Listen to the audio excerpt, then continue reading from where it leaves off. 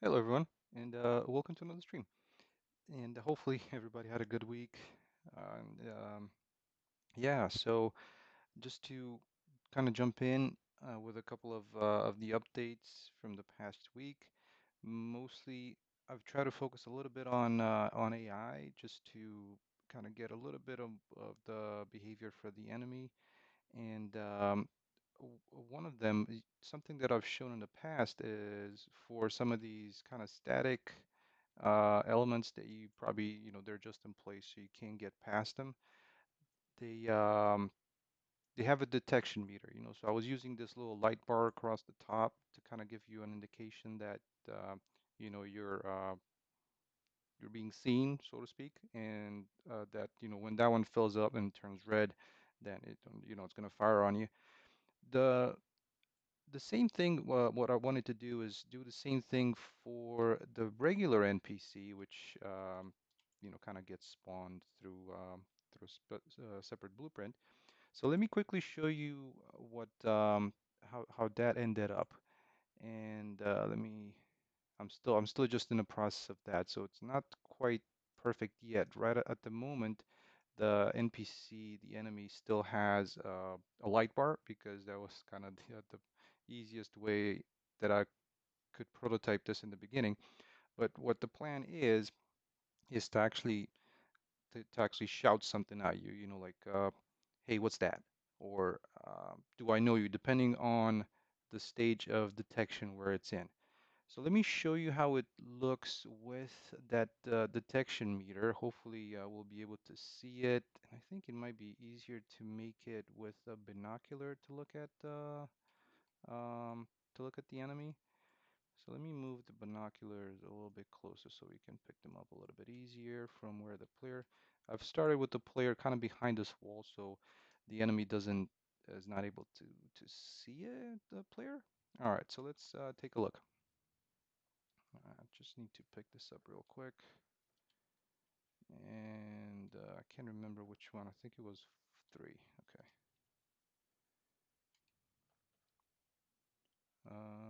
And oh, I think I'm getting a finding a quick bug here where it's not equipping the binoculars.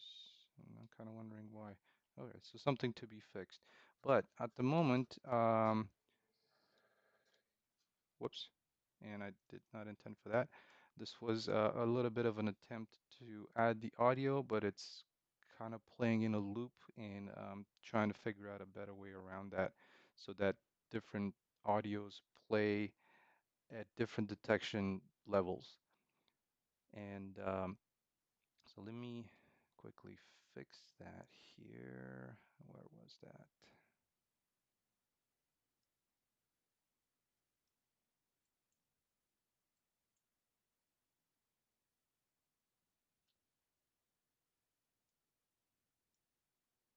Let me find my enemy because I'm trying to play the sounds on the actual enemy character. Let me see. So enemy.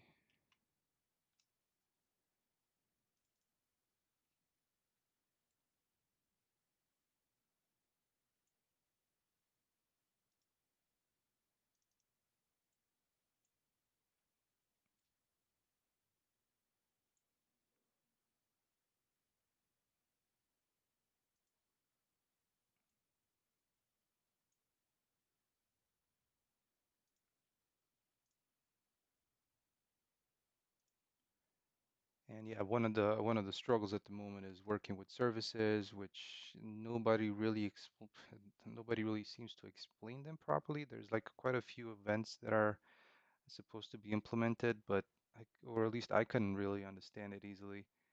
And so I'm trying to get a better feel for them. All right, so I'm gonna bypass the audio, and hopefully we'll be able to see. It's kind of far off in the distance, so let me try and make this full screen. So the enemy has a little. Let me just jump into third person here. So the enemy has a little light bar attached to his leg. That's kind of like the quickest way that I was able to figure out. So as you can see, that human NPC also has a detection meter, And so if I step into the view, you'll see that the detection meter fills up, and once it sees you, it's gonna, well, it sees you to begin with anyways, but once it actually detects you, that when that detection meter fills up, that's when, and let me try and paint the terrain so this bush is kind of in the way. We can't really tell where that is. So let me clear that out a little bit.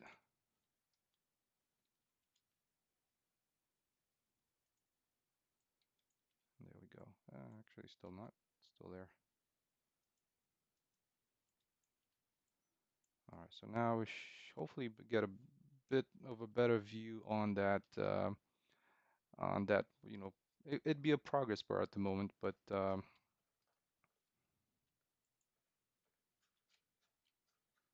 so let's take a look. Yeah, as you can see, that one fills out, and when it's all the way up, that's when the the enemy gets, you know, alerted.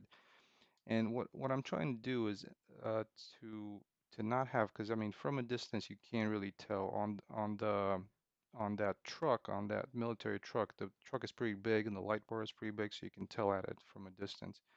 With these, you know, the small enemies, right? The human element of an enemy, they're kind of small, and of course that light bar can't really make it as big as the character. And that's why I'm hoping to get the audio to work. You know, like the enemy to actually shout out, you know, hey, what's there? Or it's like, stop, you know, I'm gonna find you, or some kind of indication that he's seeing you, right? And also another thing that I was working on this week was well, what happens if say you hide, right? So I think the easiest example would be with this a, uh, you know, might be a easier visual example. It'd be with the truck.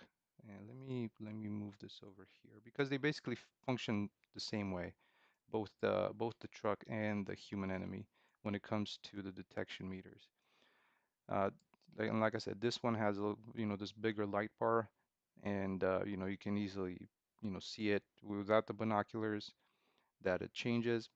With with the human enemy, I can't really make that light bar too big, and I don't really want to use it, so I'm hoping the vocal indications are going to work a little bit better. So I'm gonna be testing that out. But another change was, well, what happens if you go out of its sight? So let me jump into here. So right now, it's kind of just, you know, kind of pinging back and forward. It doesn't see you. Once you step into the view, see it kind of fills out. But once I step out, I want it to go back after a while. You can see it goes back to its original state. So basically, it didn't get to the point of seeing you and starting to fire, as you can see right there. And let's take a look if I kind of step into the view. But if I step out, after a little while, it should go back to its just original kind of um, original state, right? So if I was pretty close to it, so that's why it like jumped right into right into shooting because I was really close to it. Let me let me put this a little bit further back, and hopefully he's not going to be able to see me there. But let's see that bar kind of filling out a little slower. There he goes, and it stays in that state because it saw something there, and then it just goes back into, you know, uh, there's nothing there. And you know, once you go back in, it fills up, and it fills up from there. So it picks up. If I'm stepping back into its field of view within those, I think I've set it to 5 seconds before it kind of goes back to its default state. You know, to not have that to the detection meter being back at 0. Okay, and so that was one of the kind of, I think, the main thing that I was working on this week. The other one that I was hoping to show is I'm still working on some of this kind of the space of this kind of transition. And mainly would be what I'm trying to do is to work out the camera.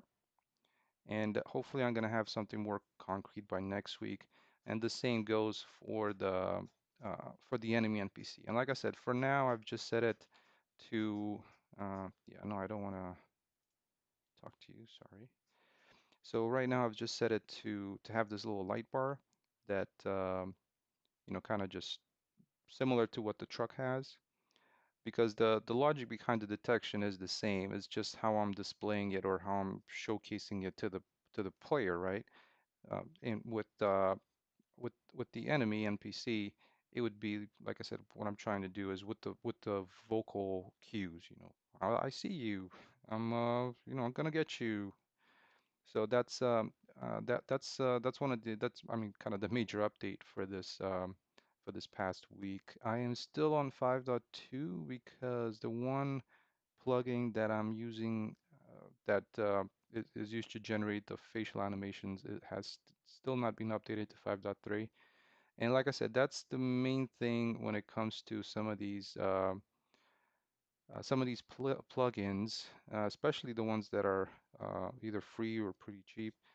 And I'd rather not rely on them generating the automation or like the animation dynamically, because you never know, like I said, with the API going down. I mean, I'm hoping it's still maintained, though it's been kind of a while since 5.3 is out, and um, I'm hoping they're still working on, pushing the update for 5.3. But that's, kind of, um, I'd rather have everything local, like all the animations generated, and not have to rely on um, internet connectivity, the service being up, and all that. Okay, that was the update for this week. What I'm gonna try and do for the rest of the stream is because I don't want to. It's a little bit at this point. It's a little bit of fumbling when it comes to these behavior tree services. Namely trying to use a service to determine where's the detection meter at, and then play the correct audio. And so that's what I've been working on for the past couple of days, trying to understand the services and trying to find some decent resources that explain it. But everybody explains it in a different way, and nobody really has, at least for me to understand it, the right example. And that's why it's mostly like just experimenting at this point. What might work better for this service? So I can quickly show you just to give you an idea. There we go. So in my the way the detection is working, like right now, is through this little blue behavior tree variable, this detection meter. And if it's less than 200, so past a value of 200, then the detection, you've been detected basically, and the enemy is going to engage. So that's what I'm doing here. I'm checking for detection, and this function, this task, basically, you know, takes a look at how far you are from the enemy, and based on the distance, it has a multiplier to set the detection meter value.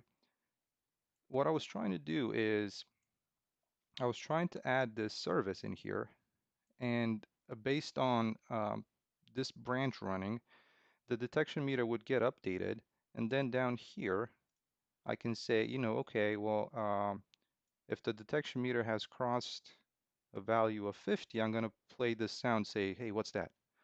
If it goes over 100, I'm going to say, okay, I'm checking.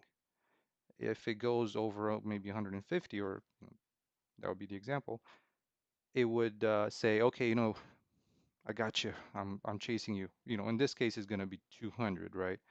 But uh, I probably want to set it before reaching 200, because if it goes over 200, then this might not get to it. So it would have to be a value less than less than 200. But the problem is with this with the service and figuring out exactly which one of the which one of the events to actually use because there's quite a few of them, and while I'm getting kind of a fuzzy understanding of each one of them, but yeah, there's like eight eight um, eight options, and I mean I think right off the bat the deactivations might uh, not be the right ones, of course. But the question is between like the activation, then the activation AI, and the tick and the tick AI, which one would work to update that value, and that's I haven't really been able to figure that out properly. Okay, so a little bit of kind of something that I'm learning, something of an update. And what I was hoping to do maybe for the rest of the stream is, kind of go back into that world and, build it out a little bit more. Now let's go ahead and open that uh, main level. And one of the things that as I was working on this, that I'm also thinking that, it takes a little bit longer to open the main level because there's, quite a few other levels added in, quite a few number of actors, and there's a lot of them, especially like this I scatter tool that I keep on using, or because it's very useful, that have some pretty big construction scripts. And that's my assumption as to, why it's taken a little bit longer because it's probably running those construction scripts.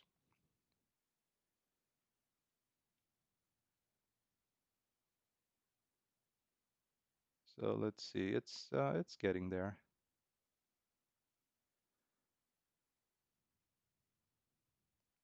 And of course, I'm hoping that once I'm happy with the world itself and I can collapse these IA scatter actors, and that might help with the load time.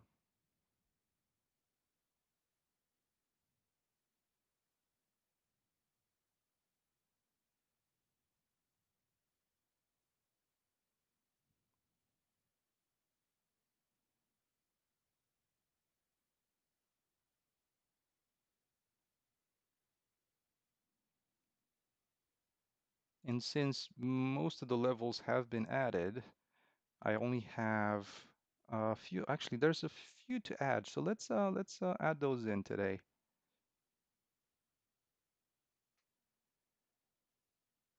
But these other levels don't have.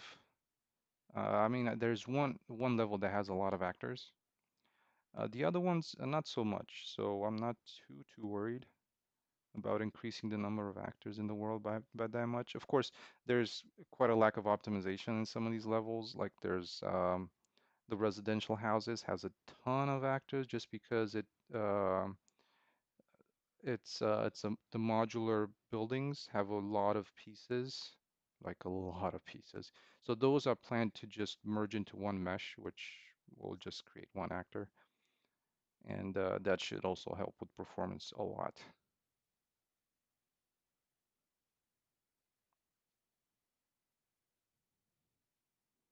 So there we go. We're finally in.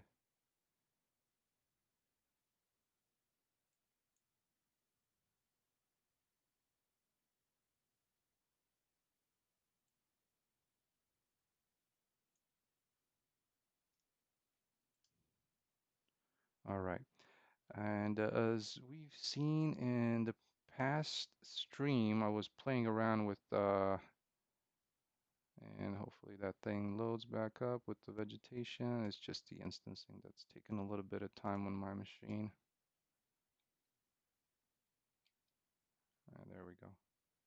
Not sure why it does that sometimes. I'm assuming it's something related to the world partition, but don't quote me on that.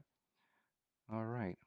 Yeah, so like last time, we were placing some of these actors around here, and let's actually continue with kind of going onto this side. Also, one other thing that I've discovered while working with this is the if some of you were on one of my previous streams where I was generating the vegetation, with the procedural tool. It took forever to load it, and that was the reason that I didn't realize was that I had the um, um, the foliage volume be, covering this entire map. And while it's great once everything is in place, you know, at least for the playable area, I wanted it to be generated pretty quickly. Now, I can have a separate foliage volume that would just cover like the mountain ridges, and all that. But since it takes time to run these procedural tools, for now, I'm just gonna keep the vegetation to the playable area. So that one actually um, makes it. I was like surprised, like okay, I made it smaller, and it actually takes a lot less to populate. Oh, hello, hello, welcome to the stream. I'm sorry, I'm not gonna try to pronounce your name because I don't read the Cyrillic, but welcome to the stream. Okay.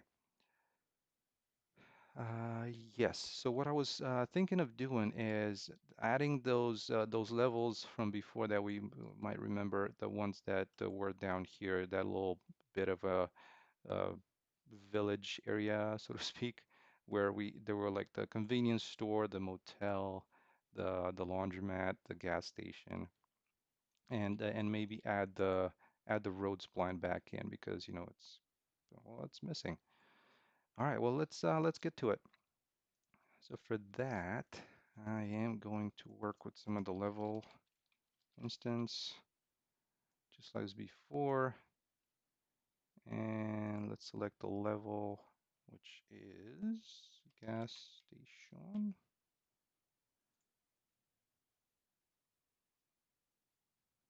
Let's add this in and try to find a position. Usually starting with these at 0 should should help.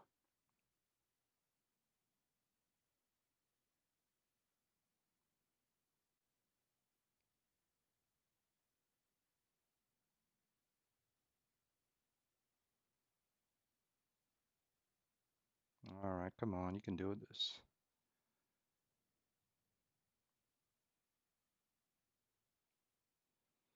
Yeah, so my major hope, like I said, for next week would be to figure out this how to get the audio working properly with the enemy NPC.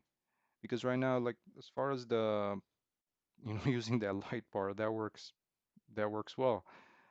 Uh, the other thing that I was thinking of for a detection meter was a little bit of a like a light on the enemy's shoulder that would that would flash or kind of turn color if just like the light bar, but it'd be more, okay, I can see, like there's like uniforms with like little lights or flashlights on the shoulders you see in movies and such. But yeah, so I'm hoping that uh, could work, but I want to try the audio first and see how that is received. Like as far as the enemy actually saying something, and yeah. All right. Well, where is it? Oh, it's over there. All right. So let me try and kind of bump this up for the gas station. There it is. All right. So gas station is in.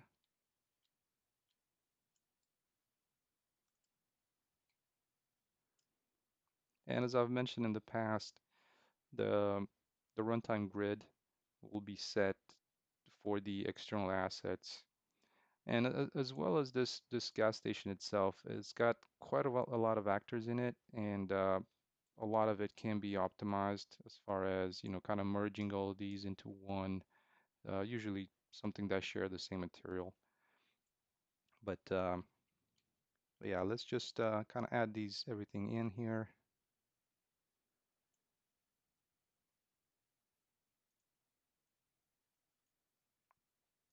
try and place this on the ground here. We'll see what, that's kind of close, I think. Let's see. Yeah, and we'll sculpt some of this with the road as well. Once we add the road going through here. All right, well, the positioning is good for this one. I think with the other one, it should work as well. So what I'm gonna do is I'm gonna duplicate this. Let me see where the gizmo is, somewhere out there. All right. So this one, let me add the convenience store. And for this one in particular, since it has a lot of interior actors, and I've mentioned this in the past, I want to have them on two separate runtime grids. So one that's for the interior stuff, which will be rendered up really close, and one for exterior, which is going to be kind of a far away kind of deal.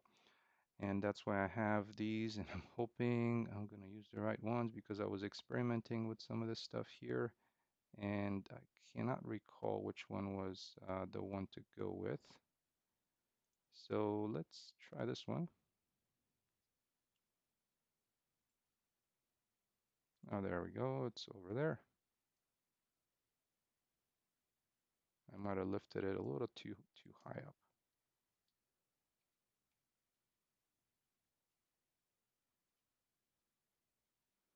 And it's probably just loading the actors. As you can see, they're just starting to pop in.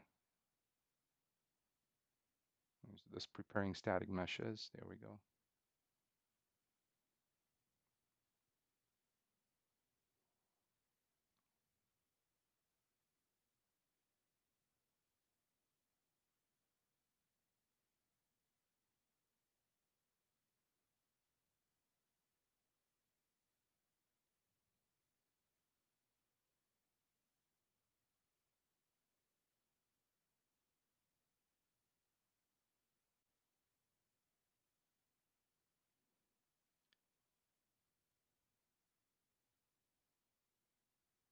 It also kind of gives you an idea of, I guess, how long it might take on a, well, at this point, almost ancient machine to add stuff in here.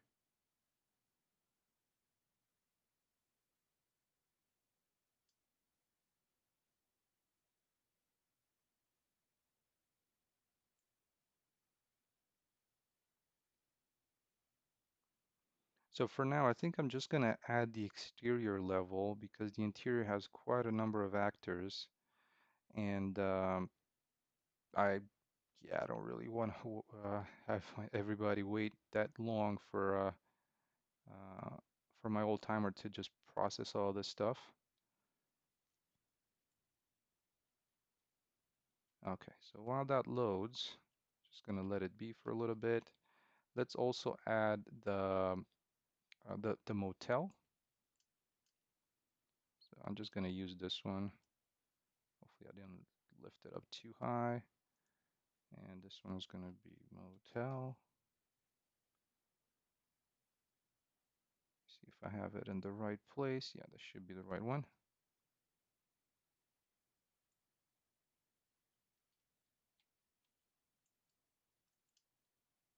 All right, and there's the motel.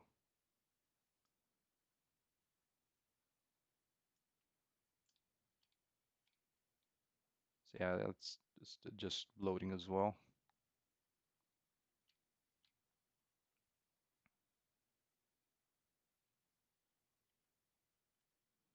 All right, well, there's two of these in place. I think the only other one was the laundromat. Let's add that in as well. So we have everything, at least everything placed. And I can also sculpt the terrain around it, make sure that everything is in place. And those were some tests. So I'm just going to use this one for now.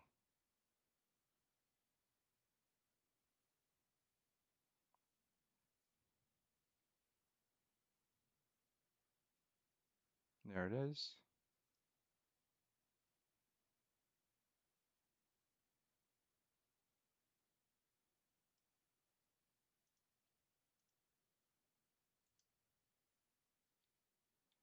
And I'm not entirely sure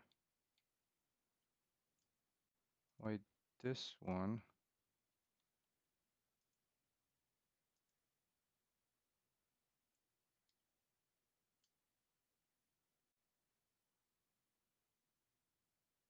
Okay, at least it's part of the same level. It just looked like when I moved it down, it did not move properly.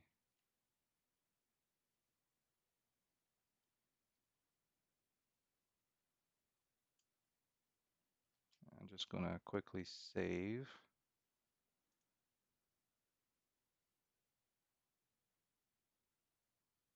Okay, so while that is loading, I'm just gonna let it run its course. Let's add some road and connect basically the like two sides of the map.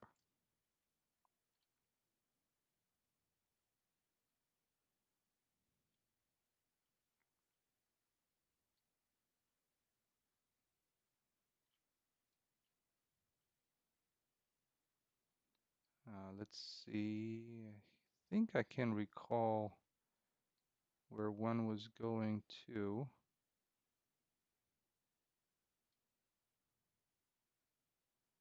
All right, so this one was the one that we were working on yesterday. This is the one connecting the two together with a little bit of a, like the little village next to a village, you know, kind of little shacks around this little pond here. And this one, it goes to the dam for that road. Yeah, so I think ours was actually crossing through here. Oh yeah, there we go. So we still have some of the sculpt from Peter previous, and it's gonna cross this one. Perfect. All right, let's do it. So going into the tool, manage splines, and this one's gonna be kind of a long stretch of road, and I'm gonna start it from here.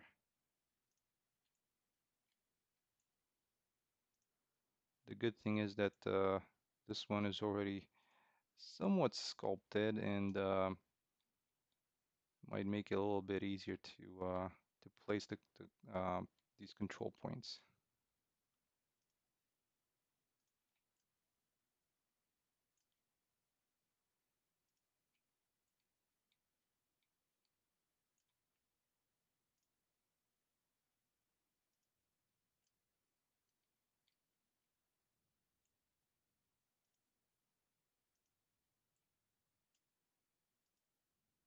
So these two are going to join over there.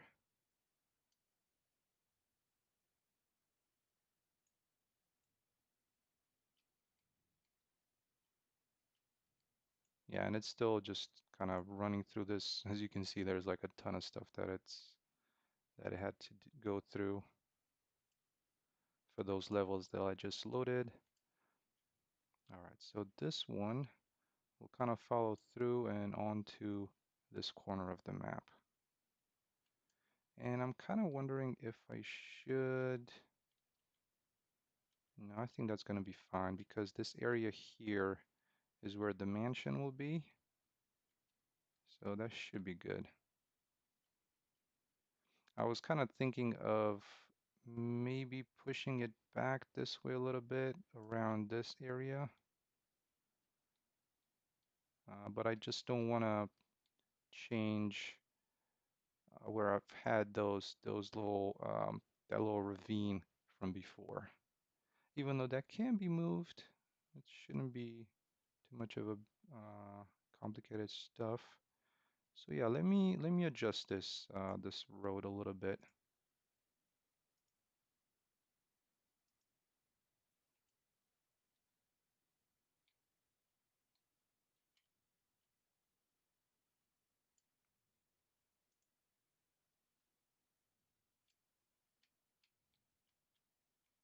Yeah, so this was where that little area with the ravine was, but I might want to move it this way a little bit. Not sure how much work that would be. So let me adjust this. Just gonna adjust the road a little bit to kind of come this way. There we go. We'll just keep it the way it was.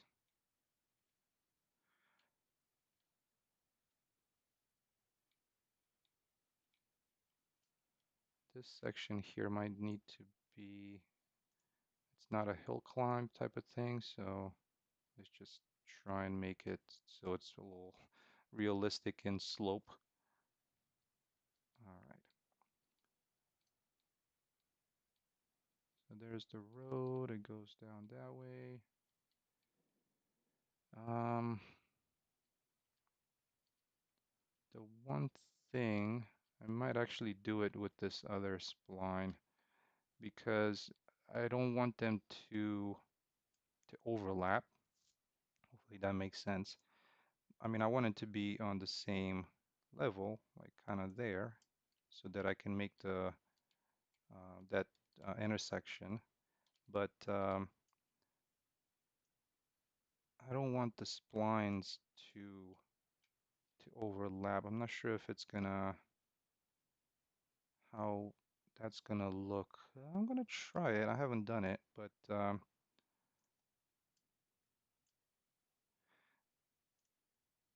let's sculpt it real quick. There we go. And let's add a mesh to it.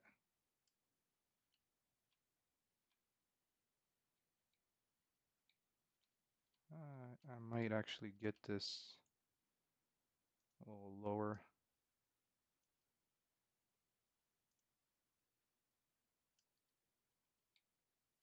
There we go. That's a little bit more of a doable slope.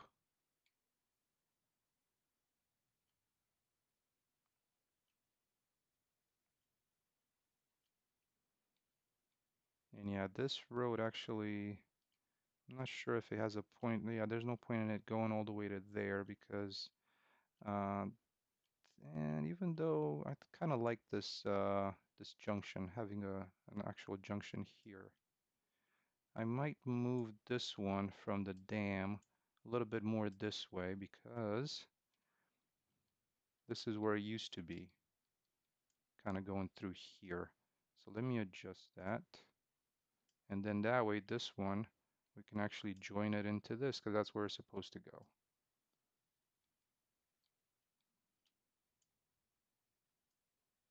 So I'm going to adjust the spline to go around there. Okay, that's not too big of a turn in road. That should be fine. Okay, and then let's place a couple more points. And like I said, I'm going to try and actually overlap these to see how they work.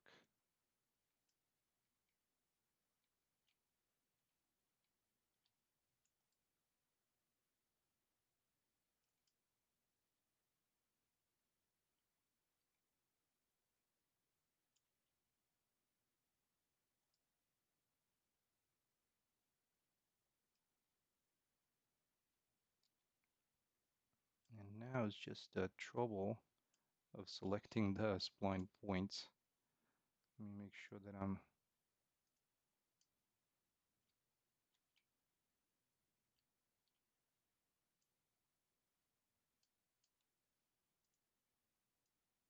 so there's this one here that I think it might be.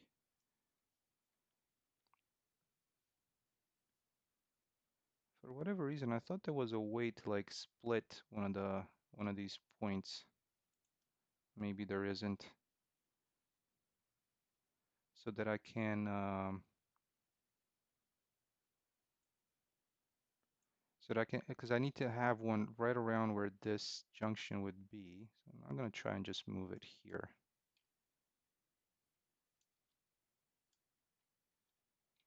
So that way I can adjust the angle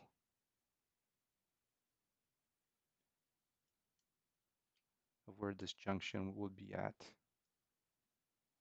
So I'm gonna place it like right there.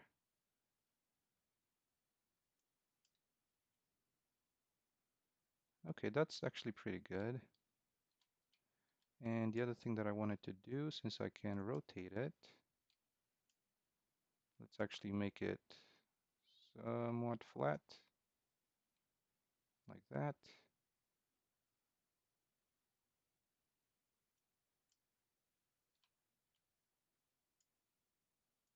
And I'm going to try and place it right around where my decals are. Yeah, and this is, I'm hoping, I think it should be fine once there's the decals in place, like the edge of the road, hopefully will not be so visible. And for this one, I'm going to turn off this angle snapping and kind of do it like that. And that might actually, now that I think about it, that might alleviate the need on adjusting these little ends of the road. Let's see. I'm going to try and sculpt all around all splines. There that goes. That's pretty nice. And I think at this point, this particular road here,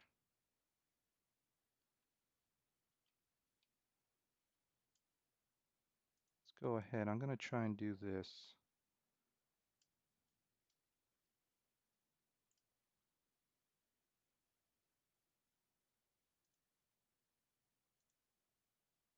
There, like that.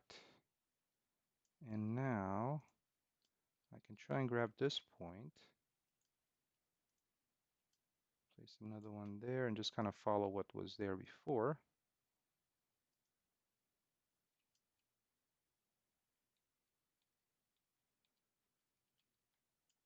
Let's see if this one, hopefully that will help with the joining of the splines. I haven't done this, so it's kind of a new thing for me as well. I haven't really tried it like this before.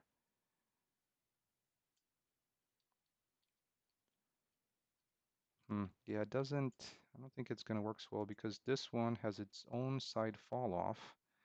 And I'm going to try and turn this down. Let's see. So side fall off of 0. And there we go. That actually turned out quite a lot better than I was thinking it would. Now it's just a matter of positioning these so that, they're not like that little gap there. So I'm going to try and get them to be in about the same position there. There we go. That's kind of close, I think.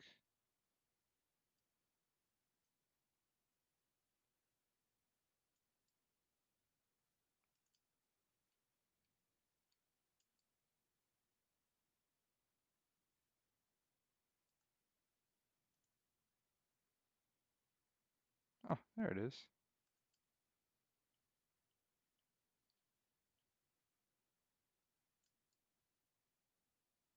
Oh yeah, this one still is not quite right. Yeah, it's a pretty good attempt, I guess.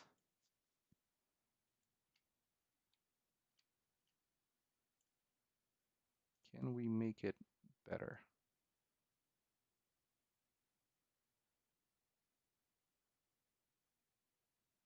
So we have it set on that end, and this one,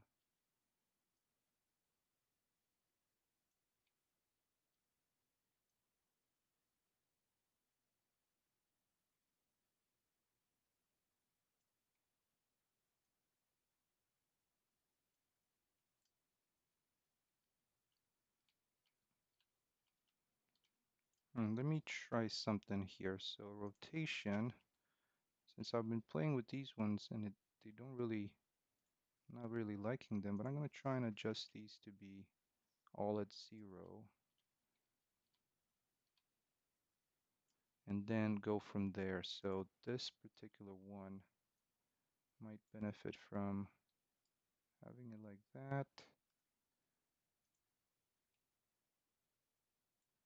Okay, I think that is almost there.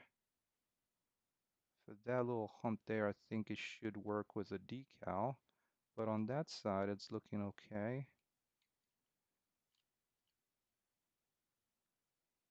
So I think we can fake it here. Let's take a look at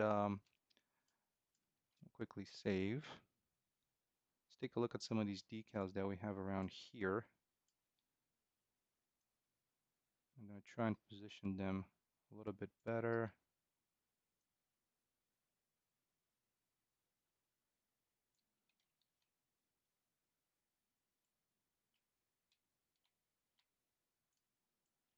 The main one is, the corner is looking okay.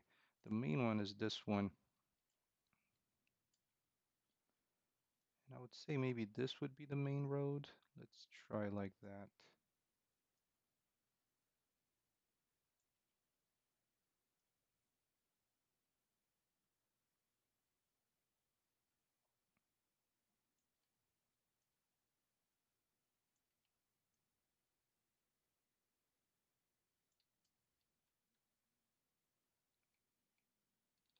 Okay, that actually makes it look okay.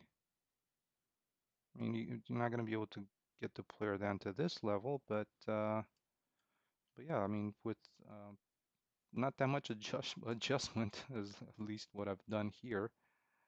It it turned out quite okay-ish, I would say.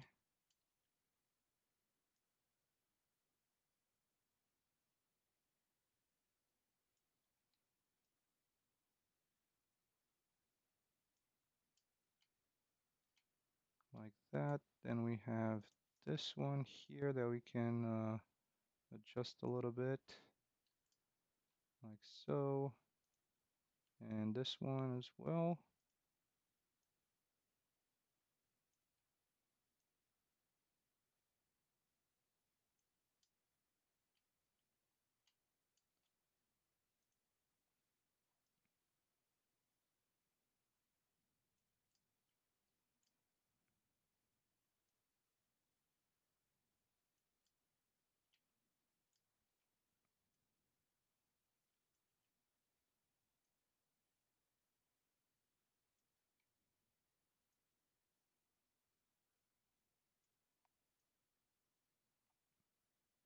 Let's see, can we position this a little bit better?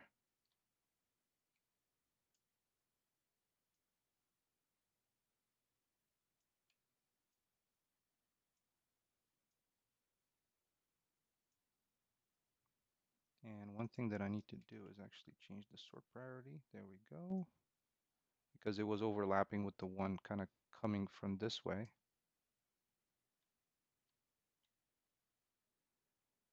And yeah, that is, I'll think I'll take that.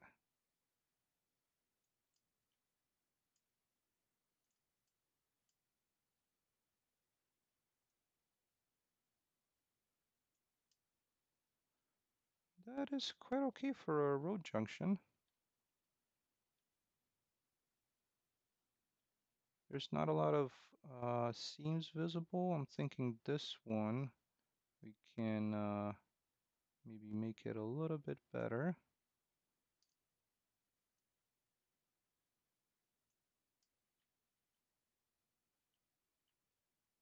Maybe like that. And then this one in the middle, do we even need it? Hmm.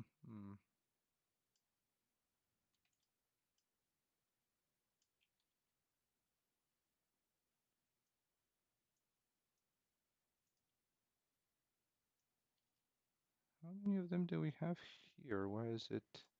Looks a little skewed over here. Oh, there's another one. Oh, damn. There was like a ton of these. That can go. And I think this one can go as well. There we go. Oh, even better. Less decals is better. The only thing is this thing here. Hopefully this can kind of cover it.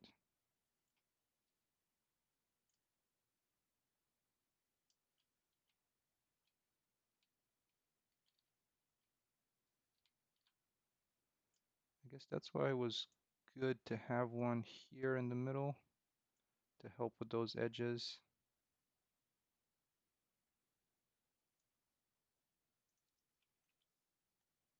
like so. Okay, so the one in the middle is not, um, yeah, see, it's kind of trying to cover these little things that stick out on these corners. And that is that is acceptable to me. I need to kind of move these back a little bit to about there. Okay, yeah. I can probably work out a little bit better on the shader for this decal. It seems like a little bit bright. Not sure if it's like the roughness or what, but yeah. So okay, well, I mean that actually helped quite a bit in the speed of creating these junctions. Like the other one that we have, I believe, is right here. And let's get that in.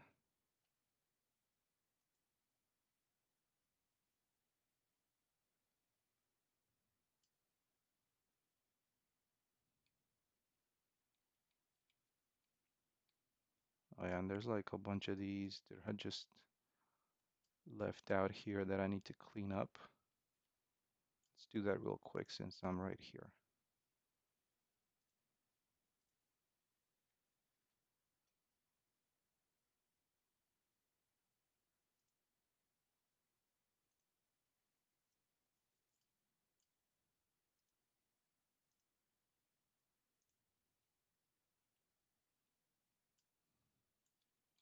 All right, so these other electrical poles, they work the same way as the smaller ones. They're actually just a child of that class.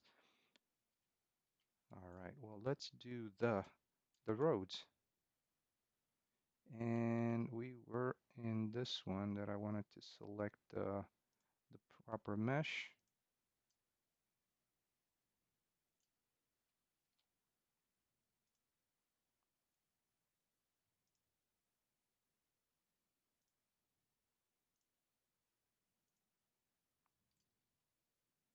All right, and the only thing for this one is setting the half width to 700 because it was a little too big.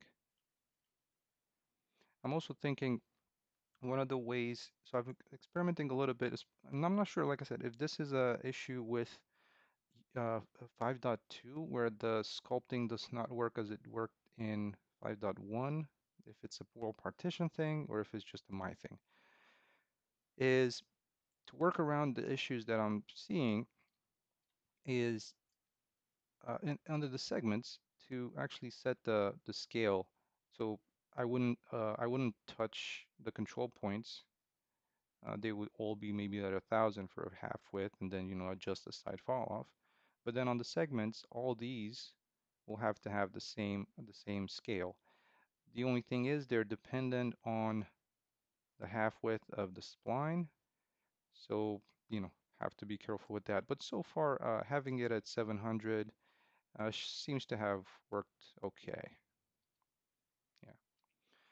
Yeah. Right. Let's paint the terrain real quick since we're in here to just remove some of this vegetation growing on the road, which I guess I've seen it's normal in some games, but yeah, I don't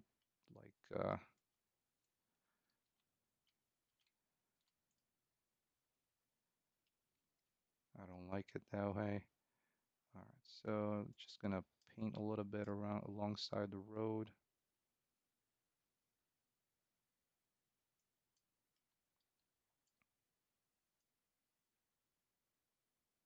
And that way, once I regenerate the trees, we're not gonna get all these uh, clumped up on the road like this.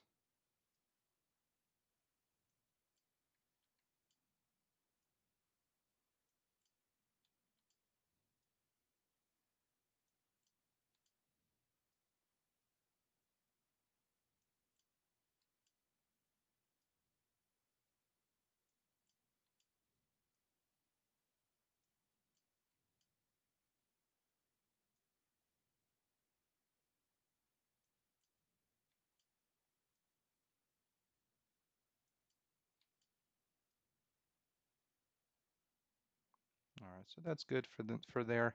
I'll probably do the rest offline because it's uh, to some extent tedious. All right, so we got the sculpting done over here and over here. And I'm guessing maybe paint a little bit of this vegetation out since we're doing on this road.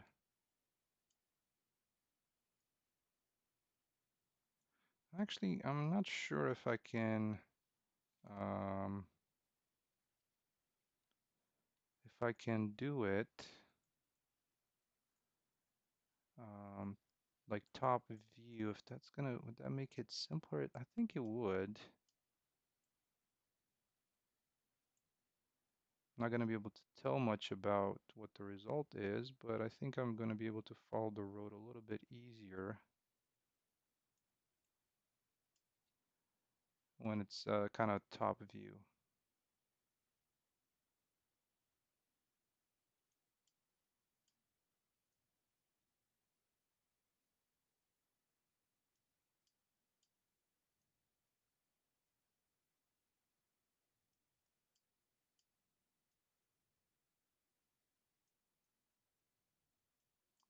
I went a little bit off the road there,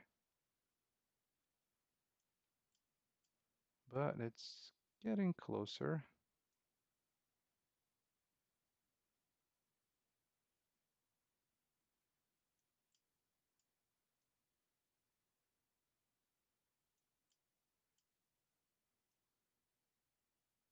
All right, to about there. That's good.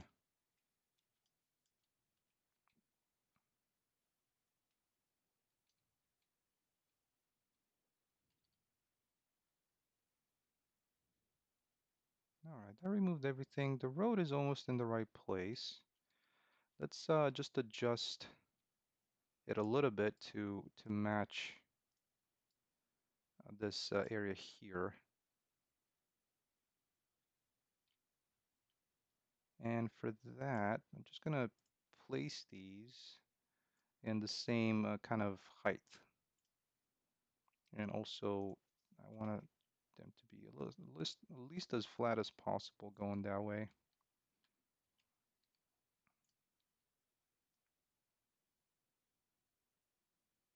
Bring up the road close to that.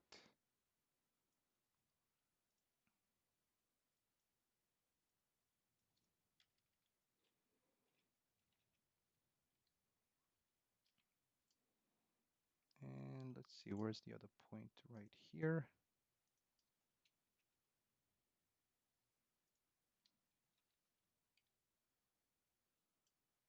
Lift it there, and then let's do the same for this one.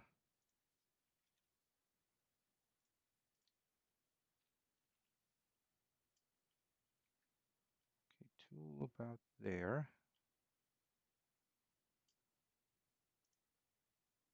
Let's try and do the sculpt. Yeah, that looks pretty good.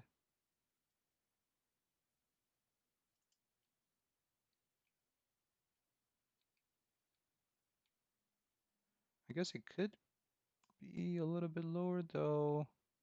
Yeah, this is not a big, this is easily adjustable. Here, just lifting some of the pieces in the gas station level to just a little bit higher up. And yeah, let's address that here. Oh, actually, this is from the main level, so I'm just gonna need to raise the actual entirety of this. Let's do, there we go. That's better. Maybe a little lower.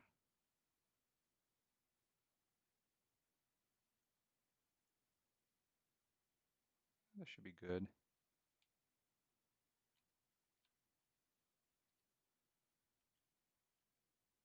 Okay, yeah, that works. Let's adjust this little slab of concrete here. Do we even need it? I think we might have use for it.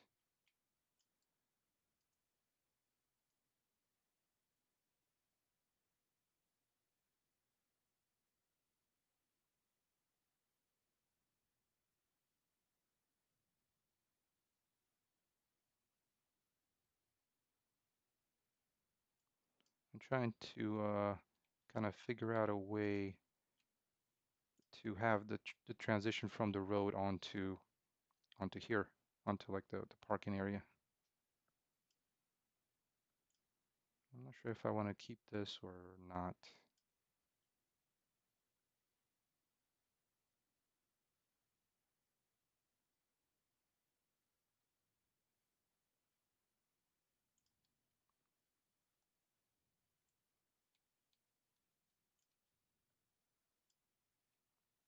I might just get rid of it. I don't think it's gonna be. I don't think it's gonna help. It might be easier to just use one of these kind of curbs to get that in.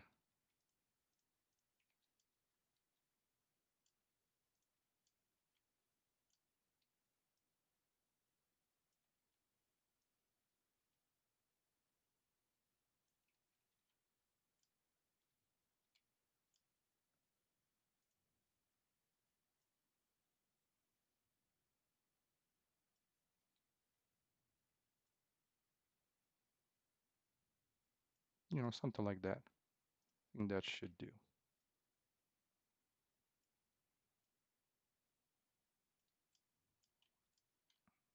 There. Okay.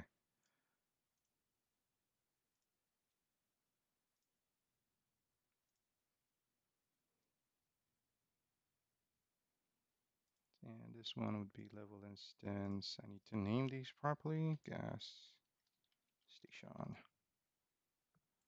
All right, then this one here. This one's going to be convenience store.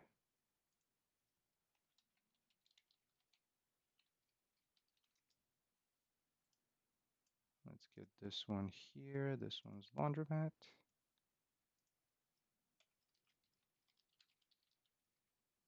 Dromote. I guess that could work. And then we have the motel. There. All right. Well, so we got these in place. One other item that I wanted to try and get at least close to where it's supposed to be, which is somewhere around here, is the mansion. So let's add that in as well. And again with the level instance. And this is something where I'm going to need to do some cleanup because there's, I think, a little bit of a mishmash of things with some of the experimentation I've been doing.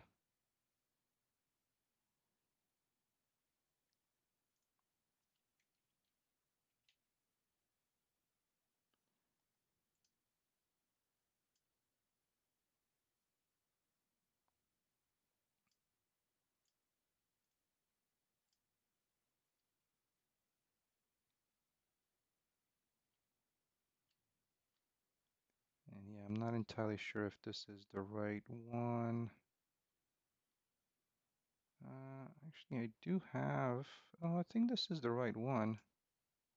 Oh yeah, because I do have the interior that I worked on before, like a while back, sometimes trying to like, there's a lot of packages on the marketplace that have like only exteriors or only interiors, and it's hard to get some interior assets to match with the exterior assets, and that kind of just throws things off. Hey, old nag, welcome. How are you? Welcome to the stream. But this one seems to be, everything seems to be in place. Of course, there's only going to be so much of it that's going to be navigable. So that kind of takes away from the trouble of adjusting the interior to the exterior. We can, it's all about faking it with video games, right? Okay. And let's see. This one, come on, you can do it. There we go. Finally, let's finish preparing all those. But I think, yeah, this one's the right one. I'm not sure if the exterior is, yeah, the exterior I need to change, of course, but to some extent, Yeah, there's this is one of the offices in here from the mansion. Um, and one of the rooms was in here. Yeah, there's like one of the rooms as well. Some missing walls, of course. Then kind of the entryway to the basement is here with what I think is a part of the basement, which is not there, is missing. Okay. Yeah, this one's gonna need a little bit of TLC, but most of it is already there. Yeah, I'm not entirely sure why I didn't. I think I must have split these on a separate level, and with some of the basement in here.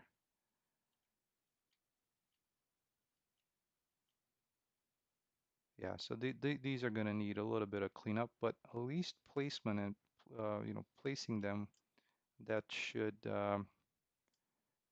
be fairly easy to do.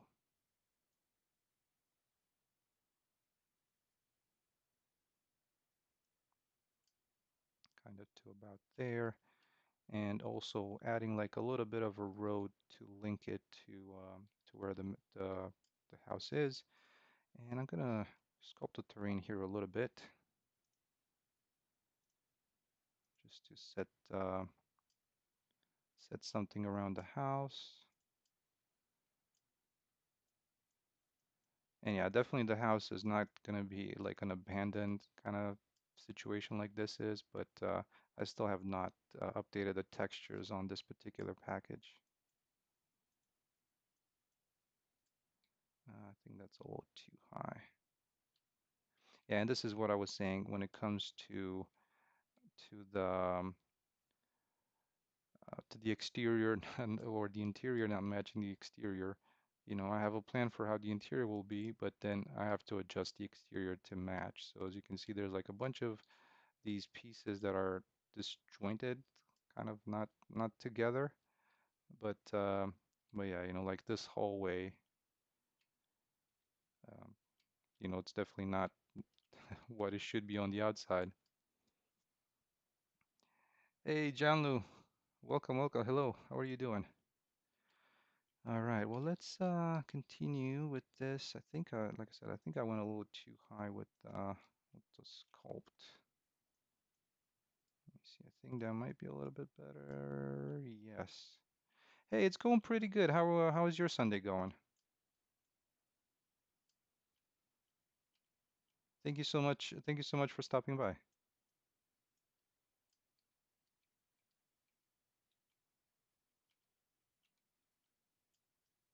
Nice.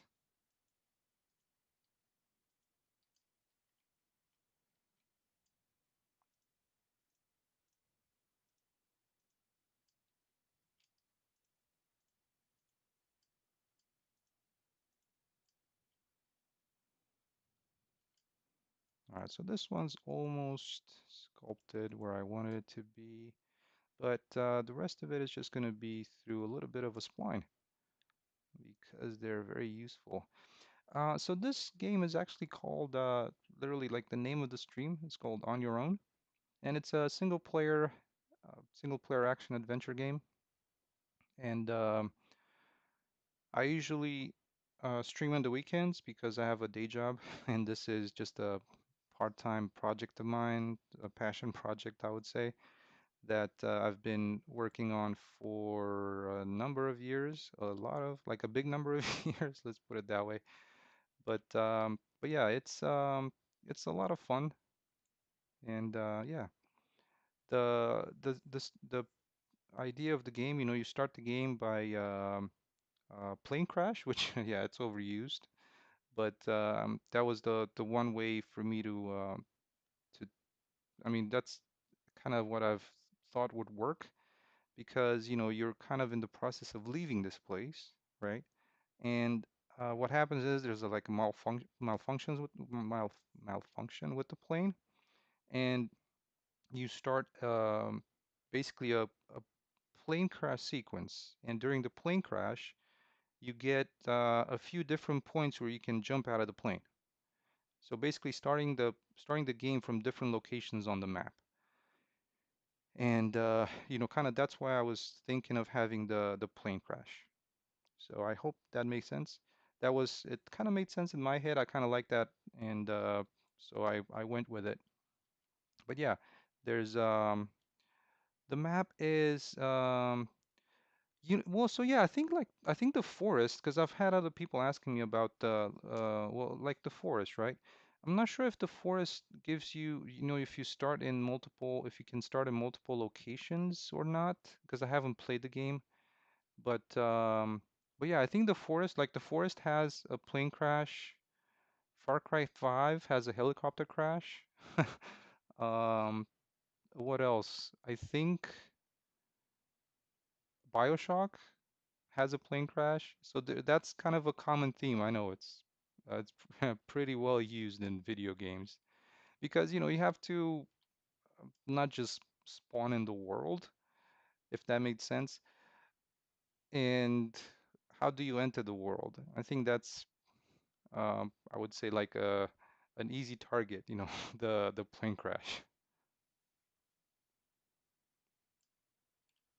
Yeah, I hope all of that made sense. Whenever I'm explaining stuff to folks, I'm trying to make sense of it in my head as well. So yeah.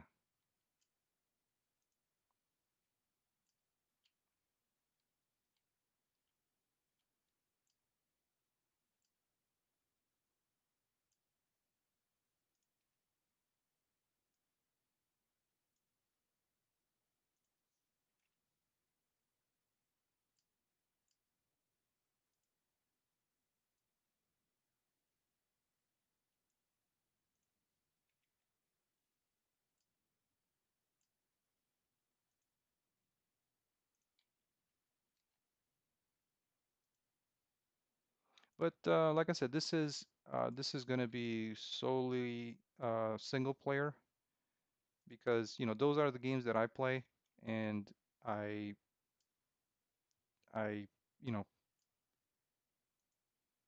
those are the games that I like. So that's why single player.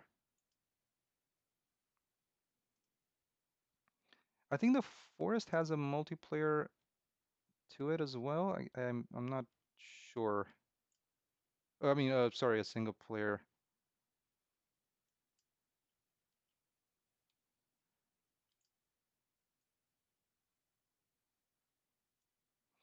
But I think that's always been because I've seen some of the trailers for like is it the Forest Part 2 or not Part 2, but like the Forest 2? I can't recall. I think I've seen it recently, and they had some really interesting mechanics going on, which was really cool.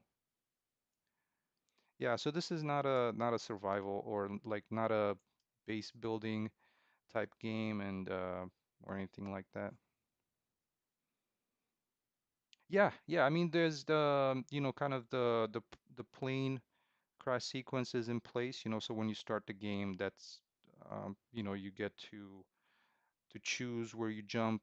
Um, the combat aspect of things, there's like you have like a bow, a pistol, and a rifle. The enemies are just your normal human enemies. It's not a horror game, so no zombies or any of that kind. So the human enemies, there's just the regular soldiers, and then also in particular points on the map where I want the player not to go, there's like a military truck that will fire on you when they see you. The You can interact with NPCs to get missions and to have dialogues with. Like the NPCs have, the ones that you're probably not going to interact with, they have I've set up so that they have activities to do. Like there's going to be some areas on the map where they're going to be like the NPCs, kind of hiding from the bad guys. There's like you can drive a vehicle, but then again, that's going to be limited depending on the missions, right? So you can you can drive the vehicle. So yeah, that's kind of a little bit just kind of a fast or playing the tape on fast forward when it comes to gameplay. If you want to see any of it, I can quickly show you some of it because I have a separate test level. The only thing is um, I can show you that, but it's just going to take me a while to get back into it. Let me just finish this road here, and just to end the stream, I'll jump into that test level and show you some of the mechanics, and we'll probably end the stream on that note. Okay, let's do it.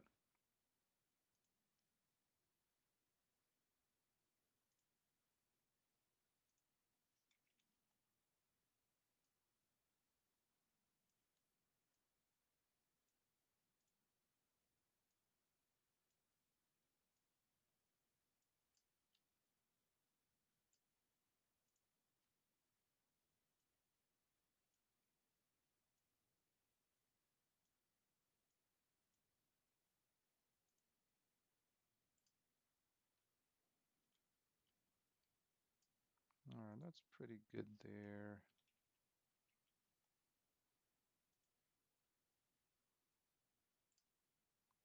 There we go. That makes it a little softer. Oh, no worries, no worries. I think I was, I'm at the point of almost achieving everything that I was planning for the stream. So, um, no worries. I'm happy to show some of the gameplay to folks. Yeah.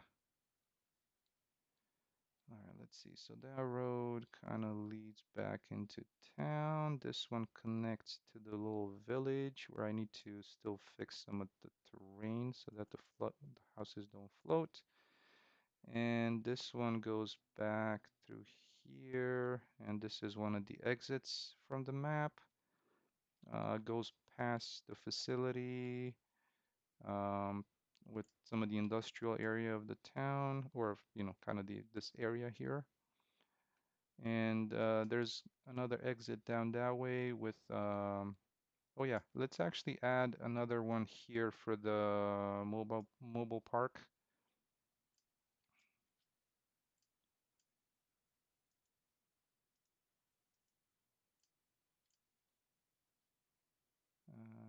Where was that level instance? I think it's this one here. So let me add that in. Mobile home level here.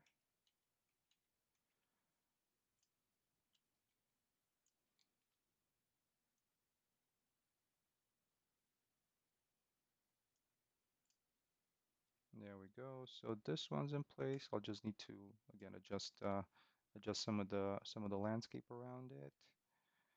And I think another one that I wanted to add is the one down here.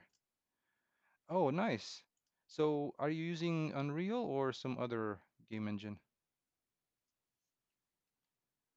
And yeah, I think I'm at a point where I'm having more fun developing the video game than actually playing video games, and it's fun though.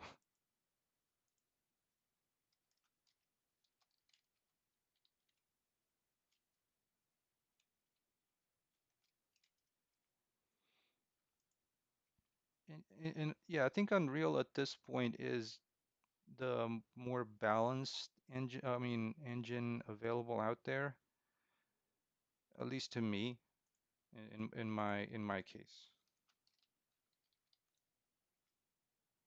There's definitely a lot of things that I wish they would do better, but you can't have it all. So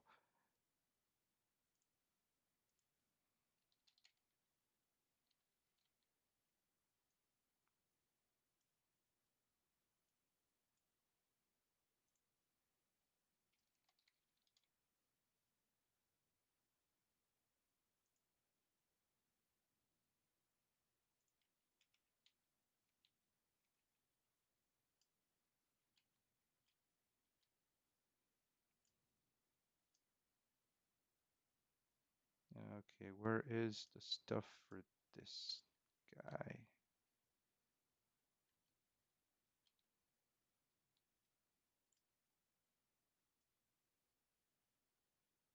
it's all the way back there. Huh.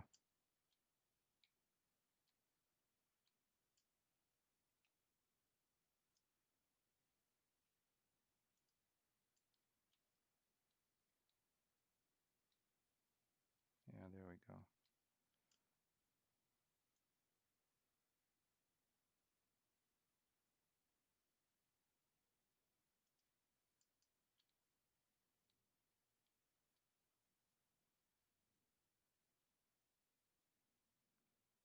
Come on, still preparing shaders.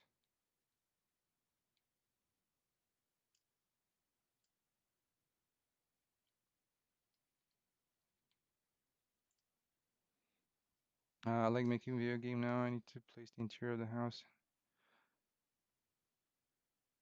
Yeah, I like you know, I enjoy doing them both, and I think that's why sometimes, not to say that I'm selfish, but I enjoy working on my own. You know, like the name of the project, because I get to do a little bit of, or kind of, I get to do everything, right? Like the programming, the level design, which I enjoy, the visual aspect of stuff, the programming aspect of stuff, which I enjoy. So it's that I think that's what I like about, game development. It's it touches literally on everything.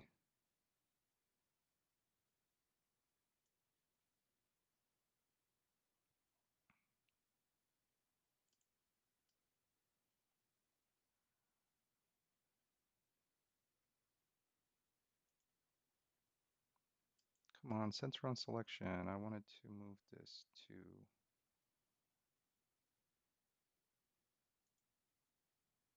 there.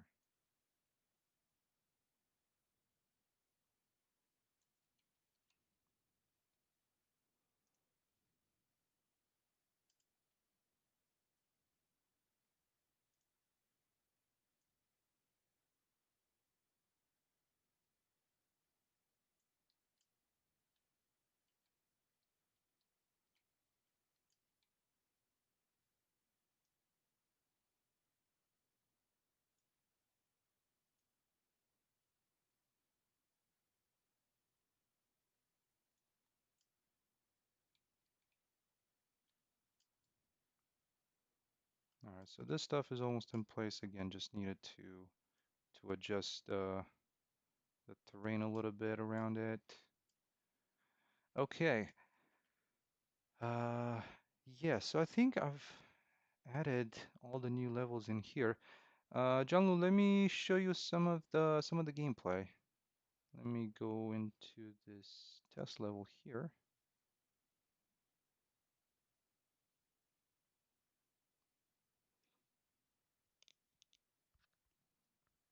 and we'll quickly do some checks on this.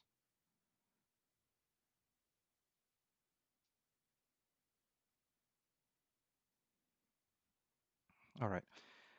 Yes, let's so that one's over there.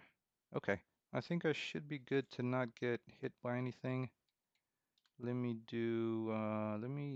actually add another enemy in here just so that um, they don't die immediately. See where the bow might be. Oh, it's over there. Okay. Bring it a little closer. So let me jump into game mode here.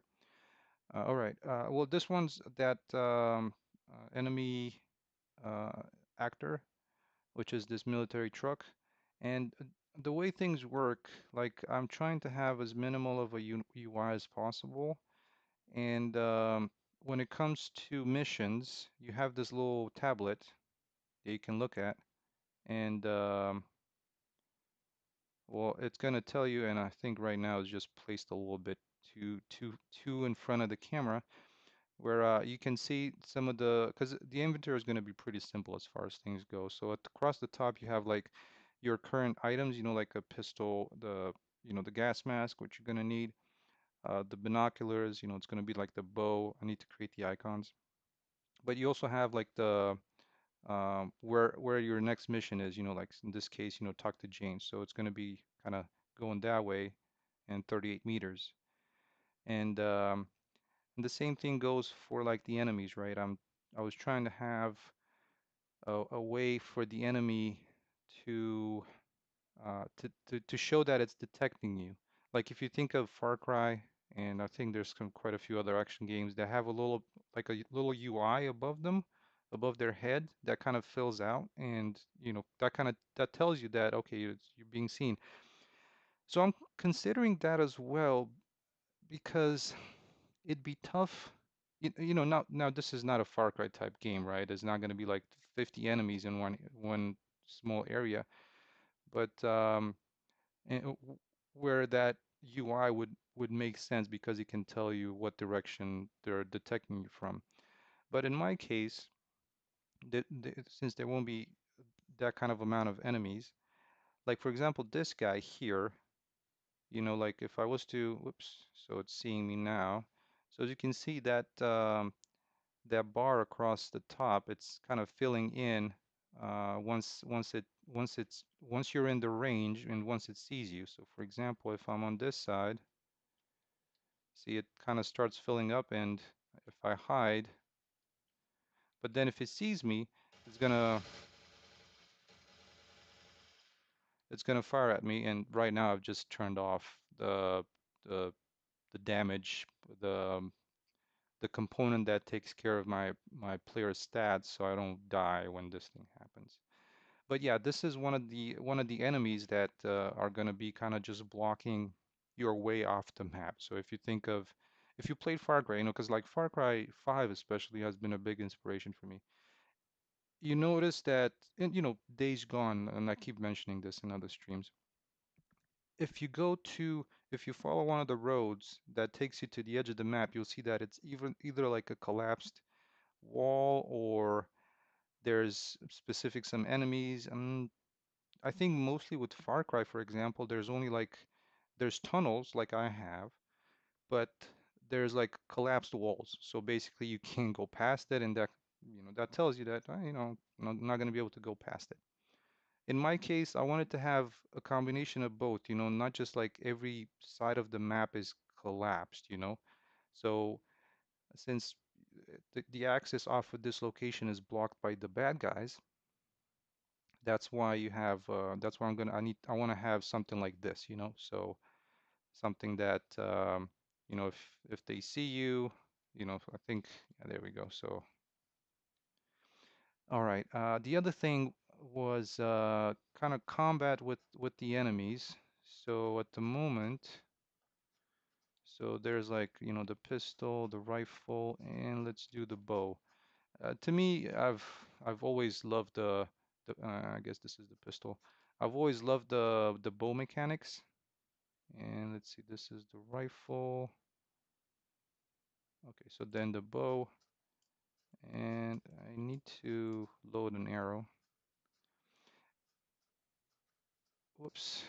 And yeah, some of the interactions. So like for example, this one here where you get pulled away. It's with in this case, and it's this security cam, right? That you might be able to interact with the NPCs, and then you need to focus on it. But yeah, let's go back to the combat.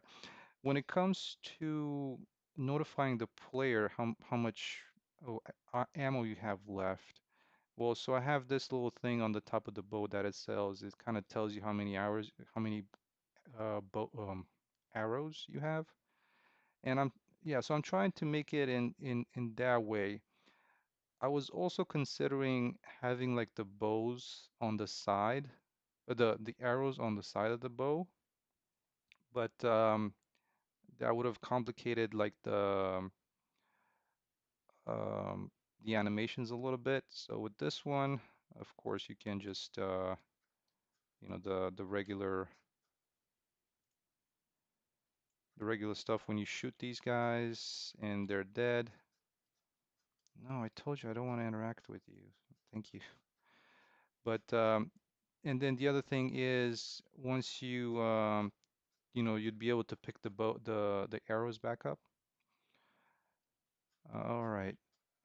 The other thing is, interacting with, and apparently I still got stuck into the pickup bow.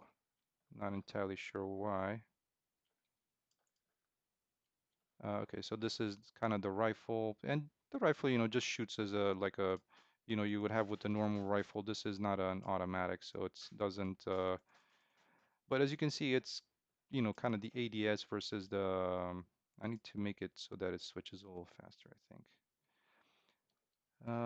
Yeah, so these guys, these are like some of the NPCs that they literally um, huh, well, that's an interesting little thing that I need to take a look at. Though there's so many things with first person shooters that you can hide or fake, but some of these NPCs, what they do is they would just kind of bounce between some of the locations here. Let me see if I can get them to actually do something. I'm not entirely sure why they don't. Uh, Bear with me for a second here. Mm, mhm. So they are on roaming. I'm not sure why they don't. They should be picking up one of these activities to do. They would go and sit down, or they would go and lay down, or sleep, or um, something like that. So once they finish the activity, they would try to find the next available activity and do that, and so on. With something that I've shown like at the beginning of the stream, the the enemies also have a detection meter, just like that truck. And I'm currently working how uh, on how to notify the player that they're seeing you. So I'm experimenting with like audio cues, like if you go into it, if they start seeing you, at first they're gonna say, "Hey, what's that?"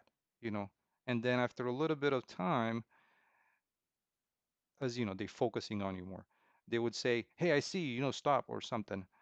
And be that would help with needing not needing a UI as well. So I'm experimenting with that currently. Oh, hey, Technify, welcome, welcome. Yes, yes, you did. Unfortunately, we were just about to end the stream. I'm really sorry. Sorry about that.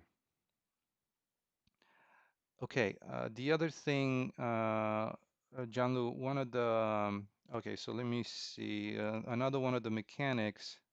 Oh, thank you so much. I'm glad you like it. Of course, there's going to be ladders and like custom climbing on certain areas.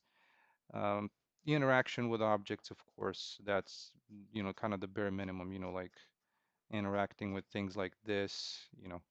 But this one I think needs to be active. I can recall. I think this one's related to a quest. At least I was testing it out, and yeah, it's quest related. This one, for example, you need to pick up a fuse and install the fuse and flip the switch. But the thing itself works only when that stuff is completed. So nothing is going to happen until you have those. All right, so what I wanted to show you is also a little bit of navigating some of the areas in the map, something like this, for example. We have like a small space, and I'm still working on this. It's a little kludgy, a little funky, I would say. But yeah, so you can move towards, back and forth, and just in like one of these narrow spaces.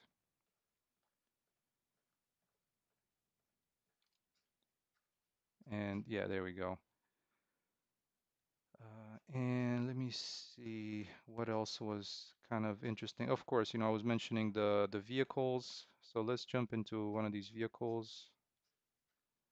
Oh, and I forgot. Oh, yeah. This is part of that little uh, blueprint that I'm still working on, fixing because it just places the player kind of below where it's supposed to be. So like I was mentioning the vehicle itself.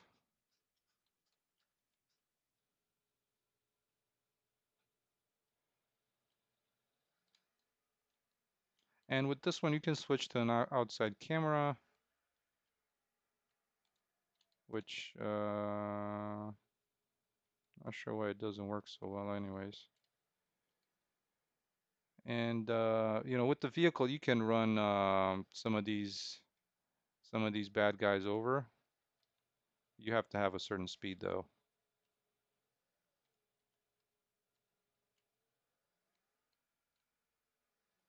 So let's see. So that's kind of what it happens when you run one of the enemies over.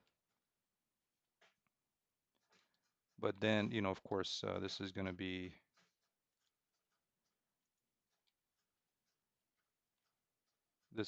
what happens. And like he's gonna shoot you, and you can also do like melee attacks, which was that back there. It was actually a leg kick, but the animations didn't register properly.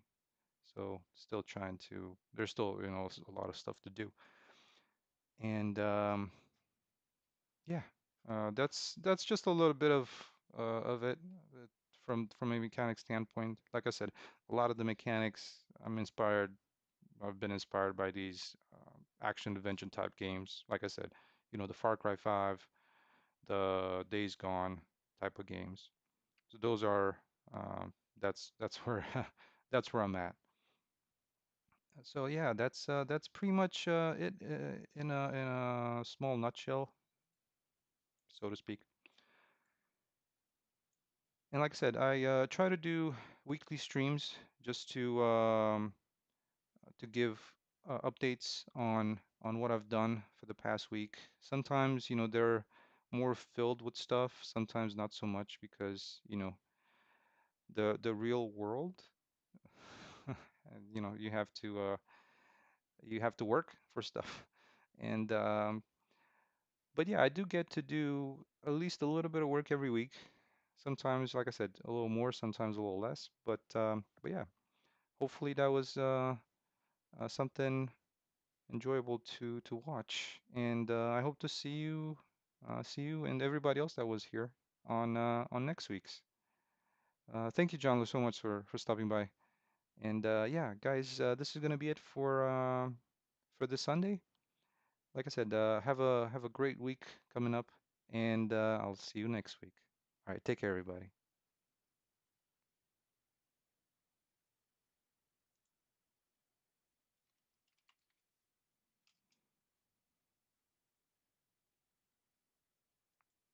Thank you, John. Thank you.